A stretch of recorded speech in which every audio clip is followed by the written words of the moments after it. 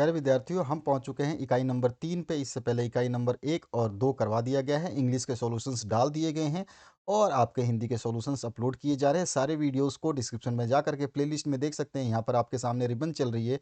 इस रिबन के ऊपर सब कुछ दिया गया है डिटेल्स में कि आप बार बार में ये रिबन किस लिए लगाई गई है कि आपको पता चले कि सारे सॉल्यूशंस आपके प्ले लिस्ट में जो है अवेलेबल है और वो प्ले लिस्ट डिस्क्रिप्शन बॉक्स में अवेलेबल है। ठीक है, तो चलिए इस पार्ट से मतलब इस इकाई से जो भी क्वेश्चंस हैं 7 अंकों को कैरी करेगा ये। वितान भाग 2 देख रहे हैं, तो चलिए स्टार्ट करते हैं। हम सही विकल्पों का चयन करना है, तो पहले क्वेश्चन से स्टार्ट करेंगे।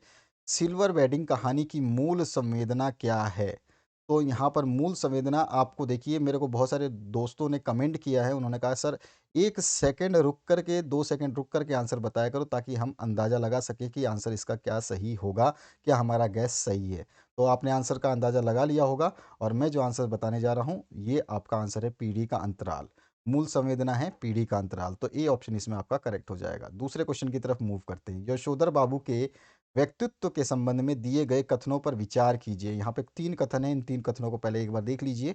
उसके बाद में उपयुक्त कथनों में से कौन से कथन यशोधर बाबू के व्यक्तित्व का समर्थन करते हैं, यहाँ पर हमें वो कथन का आंसर सेलेक्ट करना है। तीनों कथन पढ़ लिए आपने। अब इसके बाद में आपको आंसर देना है बिल्कुल सही। तो बताइए कौन सा कथन सही होगा। यहाँ पर आपका बिल्कुल सही कथन बताना है आपको। तो यहाँ पर जो कथन आपका सही होना है वो हो जाएगा कथन 1 और 3। ठीक है, तो सी ऑप्शन आपका इसका करेक्ट हो जाएगा, 1 और 3। आपने सोचा था आंसर ये, बहुत अच्छी बात है। नेक्स्ट क्वेश्चन की बात करते हैं। 3rd नंबर, यशोधर बाबू अपने परिवार से क्या अपेक्षा करते थे? सम्मान का अपेक्षा करते थे। अगले क्वेश्चन की बात करते हैं। 4 नंबर, यशोधर बाबू सर्वप्रथम किस पद पर नियुक्त हुए? Boy service. ठीक है, अगला जो 5वां क्वेश्चन है इसमें है यशोधर बाबू की दशा द्वारिका से लौटे सुदामा जैसी कब हो गई थी? ये बताना है आपको। जब वो बाजार से सब्जी लेके घर पहुंचने पर। ठीक है, इसके बाद 6ठा क्वेश्चन है आनंद यादव की कक्षा में के मॉनिटर का क्या नाम था? ये देखिए बीच में से उठाया हुआ क्वेश्चन है। उनका नाम था वसंत पाटिल। ठीक है, नेक्स्ट क्वेश्चन की बात करते हैं। 7 नंबर क्वेश्चन है जूझ उपन्यास मूलतः किस भाषा में लिखा गया है? यस, आपने सही गैस किया, मराठी। उसके बाद में 8वां क्वेश्चन है जूझ उपन्यास किस शैली में लिखा गया है?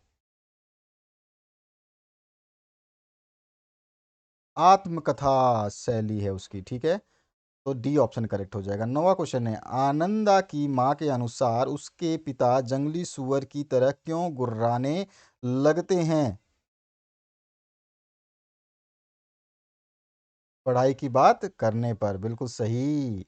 10वां जो क्वेश्चन है क्या नाम है मेहमान नया दिखाई देता है या गलती से इस पाठ में बैठे सॉरी इस कक्षा में बैठे हो? उपयुक्त कथन कक्षा में किसने और किससे कहा है ये आपको बताना है।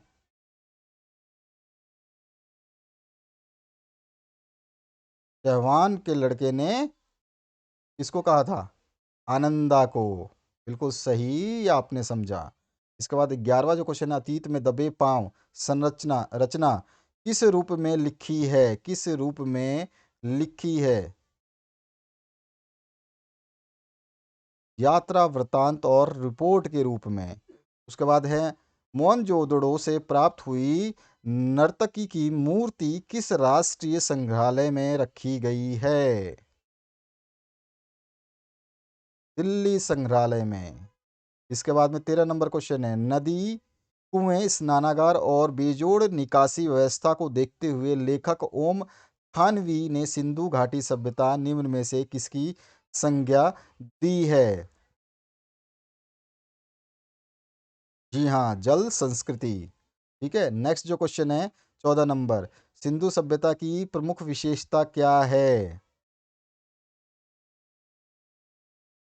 बिल्कुल बिल्कुल, सौंदर्य बोध, ये ऑप्शन। इसके बाद में 15वां, सिंधु घाटी सभ्यता में कपास की खेती की जाती थी, यह बात खुदाई में मिले किस अवशेष से प्राप्त हुई है? सूती वस्त्र से। कपास से जो बनते हैं वो कौन से बनते हैं वस्त्र? सूती वस्त्र। 16वां क्वेश्चन, सारे गांव भर में लेखक के घर सबसे पहले कोल्हू चलता था, इस संदर्भ में दिए गए कथनों पर विचार कीजिए। कथन देखिए आपका, कथन 1 और 2, इन दोनों को ध्यान से देखिए, इसमें से दोनों कथन सही हैं, एक कथन सही है या फिर, तो यहाँ पर जो आंसर आपने सोचा होगा, आपका कथन बी जो है वो सही है। तो ऑप्शन कौन सा हो जाएगा? बी, केवल बी सही है। ठीक है, अब अगले क्वेश्चन की तरफ पढ़ते हैं। निम्नलिखित कथनों के लिए सत्य असत्य आपको बताने हैं। सत्य असत्य की बात करें तो पहला जो क्वेश्चन है, लेखक मनोहर श्याम जोशी ने यशोधर बाबू को किशनदा का मानस पुत्र कहा है। सत्य वचन है, क्या है ये?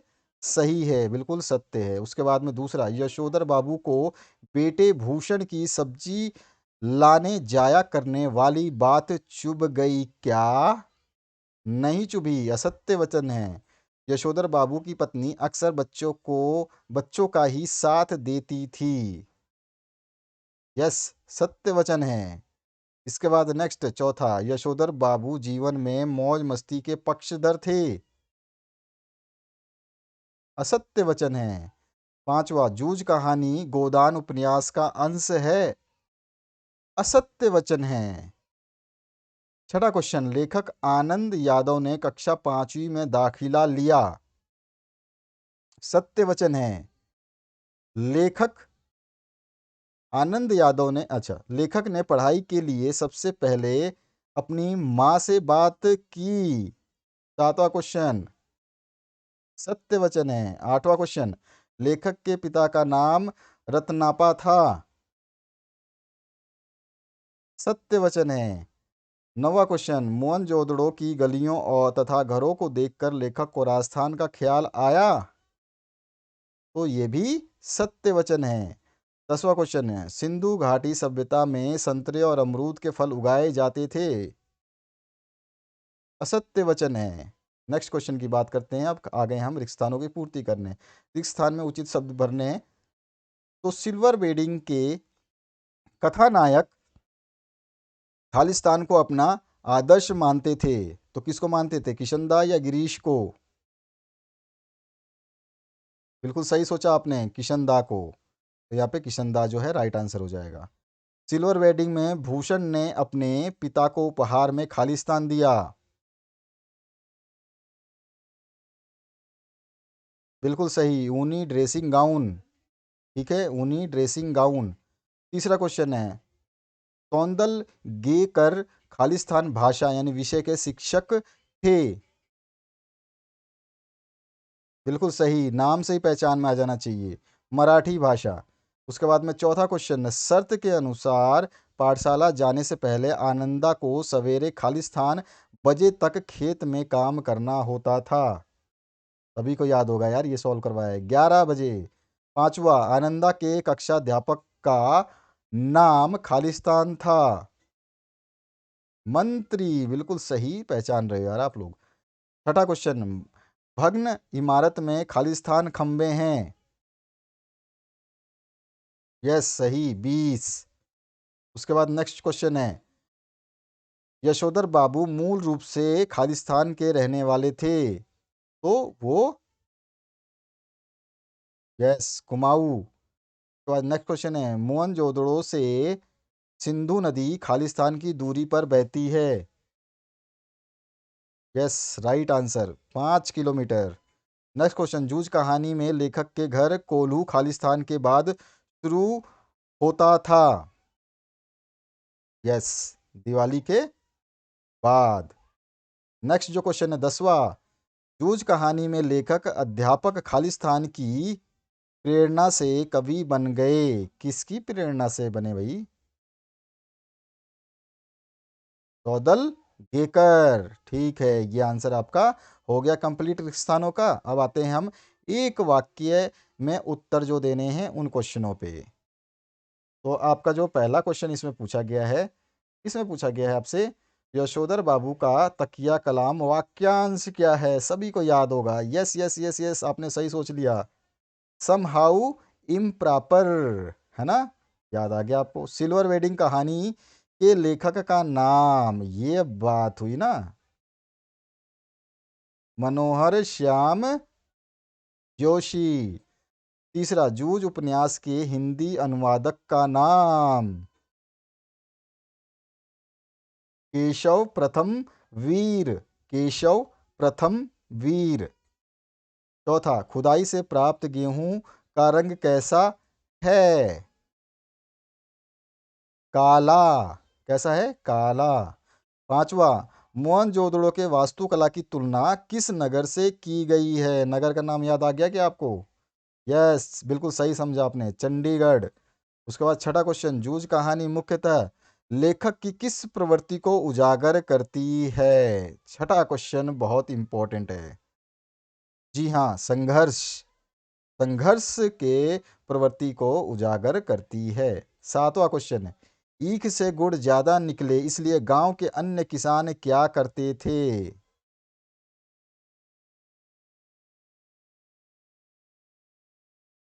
क्या करते थे वो? ईख को ईख को खेत में बहुत देर तक या बहुत समय तक खेत में ही खड़े रहने देते थे। क्या करते थे? ईख को बहुत समय तक खेत में ही खड़े रहने देते थे। आठवां क्वेश्चन, कागज और पेंसिल ना होने पर लेखक कविता कैसे लिखते थे?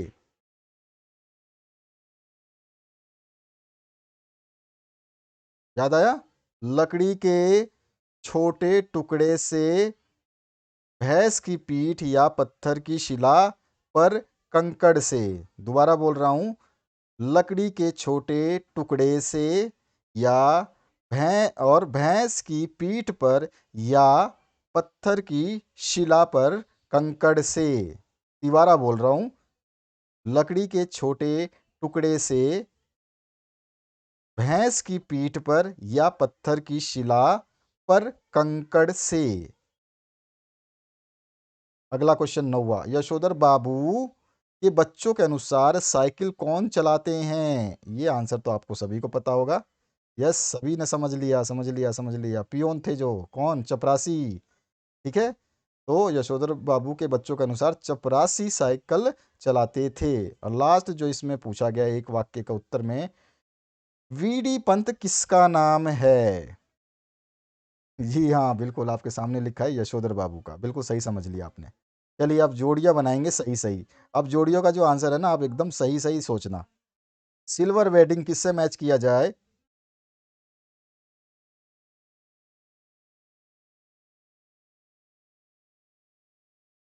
बिल्कुल, लंबी कहानी। उसके बाद जूझ को किससे मैच किया जाए? उपन्यास के अंश।